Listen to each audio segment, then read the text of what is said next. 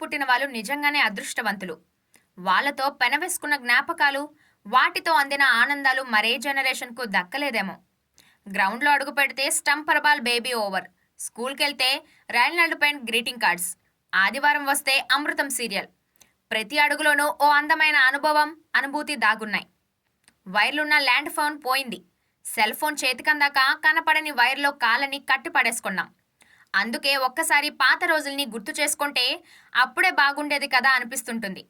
అలాంటి జ్ఞాపకాల్ని ఎవరు, ఎప్పుడు, ఎక్కడ, ఎలా గుర్తు చేసినా మనసు కేరింతలు కొడుతుంది. అలా ఒక్కసారి మనల్ని 90లోకి లాక్కెళ్ళిన ఓ వెబ్ సిరీస్ వచ్చింది. అదే #90s. 6 ఎపిసోడ్ల సిరీస్ కథ ఇది. కథ మొదలెట్టేటప్పుడే పెద్దగా ఎక్స్‌పెక్టేషన్స్ పెట్టుకోకండి. ఎందుకంటే మధ్యతరగతి కథల్లో మలుపులుండవు. కేవలం అనుభూతులే అని చెప్పేశాడు దర్శకుడు. నిజమే. మన జీవితాల్లో రాసుకొని వెబ్ సిరీస్‌గా తీసుకోదగిన కథలేముంటాయి? ఇంట్లో ముగ్గురు పిల్లలుంటే ఇద్దరు బాగా చదివి మరొకడు మొద్దులా తయారయ్యాడనుకోండి. తండ్రికి వాడి గురించే బెంగ. ఇంతకంటే ఓ తండ్రికి చెప్పుకోదగిన కథేముంటుంది? కష్టపడి చేసిన ఉప్మా ఎవరూ తినకుండా అలిగి వెళ్ళిపోతే ఆ అమ్మ వంటింట్లోనే ఒంటరిగా, దిగాలుగా చూస్తూ ఉండిపోతుంది. ఇదే మధ్యతరగతి తల్లి సంఘర్షణ. చుట్టంగా వచ్చిన మావయ్య వెళ్తూ వెళ్తూ ₹100 ఇస్తాడా ఇవ్వడా అంటూ ఎదురు చూసిన పిల్లల అమాయకత్వం నుంచి పుట్టిన అందానికి మించిన సినిమా గ్లామర్ ఏముంటుంది?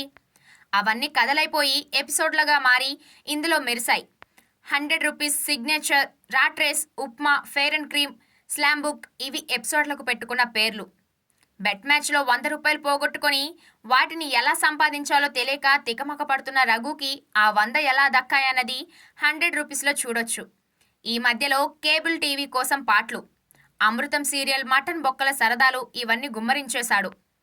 పండిత పుత్ర పరమసుంట అని నానుడి నిజం చేస్తూ లెక్కల మాస్టర్ చంద్రశేఖర్ అలియాస్ శివాజీ అబ్బాయి ఆదిత్య చేసిన అల్లరి సిగ్నేచర్లో చూడొచ్చు. స్కూల్ కిటికీ నుంచి గ్రౌండ్లోకి ఎంతసేపైనా చూస్తా, కానీ బ్లాక్ బోర్డ్ని ఒక్క నిమిషం కూడా చూడలేకపోతున్నా అంటూ కళ్ళల్లో నీళ్లు తిప్పుకుంటూ ఆదిత్య చెబుతుంటే మన గుండెల్లో సుడులు తిరుగుతాయి. అబ్బాయికి భరతనాట్యం, అమ్మాయికి కరాటే నేర్పాలని ఓ తండ్రి అనుకున్న చోటే ఫెయిర్ అండ్ క్రీమ్ ఎపిసోడ్ పండేసింది. అవును, అమ్మాయిలకు ధైర్యం, తెగింపు అందివ్వాలంటే ఆ మాత్రం కొత్తగా ఆలోచించాల్సిందే కదా.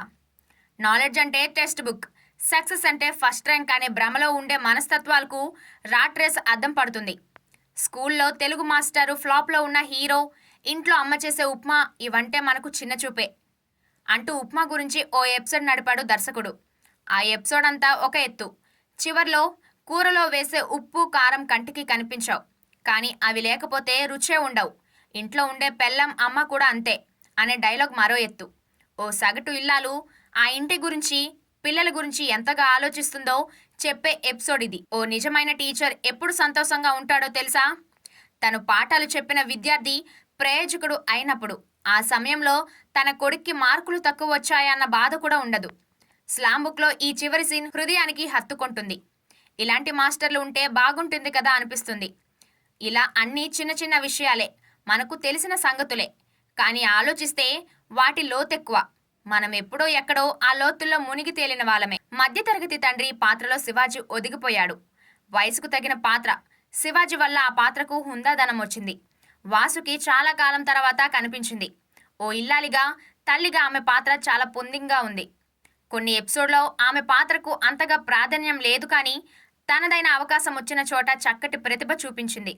ఇక పిల్లలు రెచ్చిపోయారు. ముగ్గురే. వాళ్ళ నటన కట్టిపడేస్తుంది. ముఖ్యంగా ఆదిత్యలో చిచ్చర్ పిడుగు కనిపించాడు. తన టైమింగ్ నవ్వులు పంచుతుంది. నిజానికి ఇది అమ్మా నాన్నల కథ కాదు, ముగ్గురు పిల్లల కథ. వాళ్ళ సరదాలు, జ్ఞాపకాలే తెరపై కనిపిస్తాయి. అతిథి పాత్రలో వేణు ఉడుగులా మెరిశారు. సంగీతం హాయిగా ఉంది. మాటలు అర్థవంతంగా సాగాయి. 90 నాటి కథ ఇది. ఆర్ట్ వర్క్ ఆనాటి వాతావరణాన్ని ప్రతిబింబించాలి. ఈ విషయంలో కొన్ని తప్పులు జరిగాయి. ఇంటి గోడ మీద పోకిరి స్టిల్, బయట తారే జమీన్ పర్ పోస్టర్ చూపించారు. ఇవి 90లో వచ్చిన సినిమాలు కానే కావు. ఈ విషయంలో శ్రద్ధ తీసుకుంటే బాగుండేది. ఇల్లు, స్కూల్ ఇలా కనిపించిన లొకేషన్లు చాలా తక్కువ. అయినా బోర్ కొట్టదు. ఎందుకంటే మధ్యతరగతి కథలు, మనదైన జీవితాలు, మనం చూసొచ్చిన దారులు ఎన్నిసార్లు కళ్ళ ముందు మెదిలినా హాయిగానే ఉంటుంది. ఈ వెబ్ సిరీస్ కూడా అంతే.